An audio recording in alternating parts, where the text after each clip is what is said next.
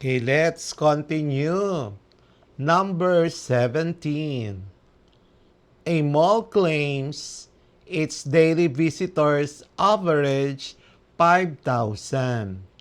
Define the type 2 error in testing this claim. Given mall claims daily visitor equal to 5,000. Required type 2 error. So solution, type 2 error, failing to reject HO when actual visitors is not equal to 5,000. Final answer, concluding visitors equal to 5,000 when the average is different. Number 18. A new software is tested to see if it reduces computer processing time. What is the type 1 error if the null hypothesis is wrongly rejected? So we're given software tested for reducing processing time. So required. Define type 1 error. So solution, type 1 error means concluding software reduces time when it actually does not. Final answer, false claim of software effectiveness. Number 19. A university tests if more than 80% of graduates find jobs within 6 months. Identify the type 1 error and type 2 error. So we're given university test if uh, greater than 80% of graduates get jobs. Required, identify type 1 and type 2 errors. Solution, type 1. Concluding greater than 80% when it is not. Type 2. Concluding less than or equal to 80% when it is actually more. Final answer, type 1, overestimating job rate. Type 2, underestimating job rate. Number 20. In a clinical trial, the null hypothesis is that a new vaccine is ineffective. Explain the implications of both type 1 and type 2 errors. So we're given vaccine trial. HO is equal to vaccine ineffective. Required, explain implications of type 1 and type 2 errors. Solution, type 1, concluding vaccine works when it does not. And type 2, concluding vaccine does not work when it actually does.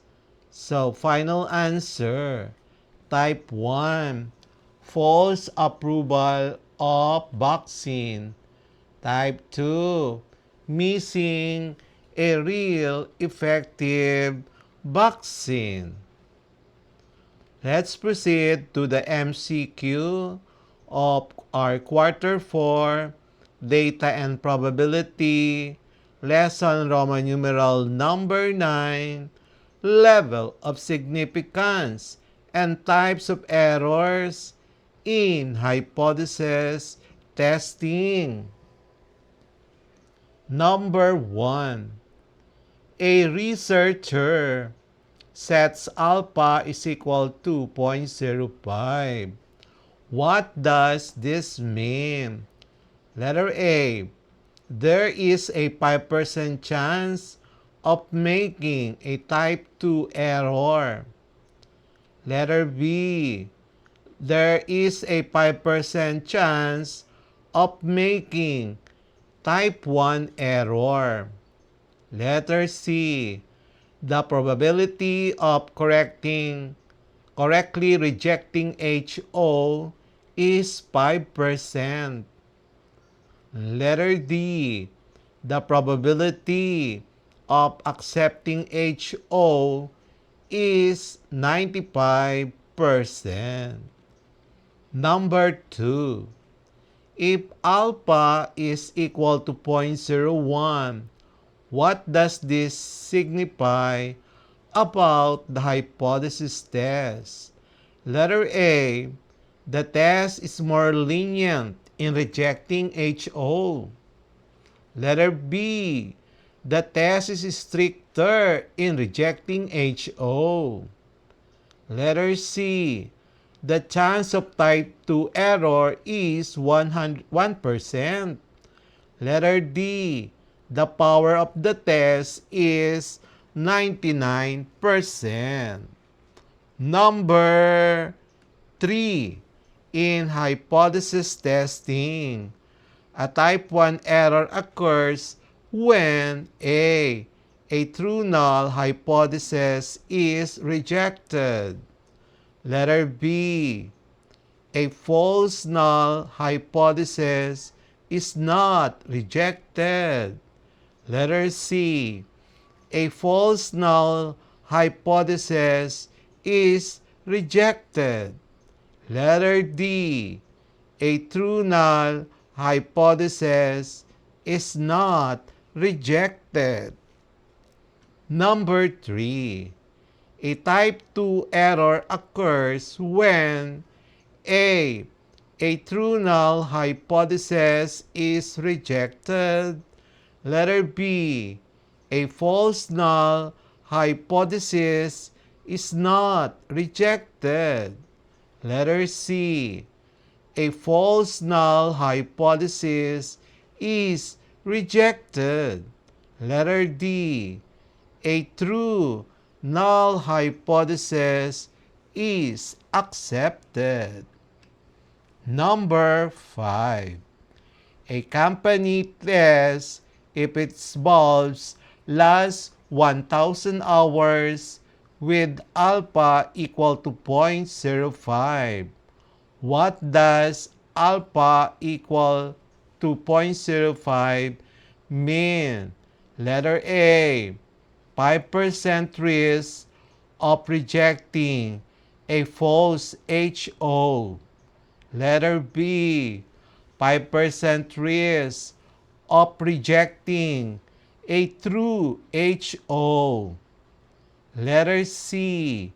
95% chance HO is correct. Letter D. 95% chance H1 is correct. Number 6. Which statement about type 1 error is correct? Letter A. It occurs when HO is true but rejected. Letter B. It occurs when HO is false but accepted. Letter C. It increases when alpha decreases. Letter D. It cannot be controlled by alpha. Number 7. Which statement about type 2 error is correct? Letter A. It occurs when HO is true but rejected. Letter B. It occurs when HO is false but accepted. Letter C.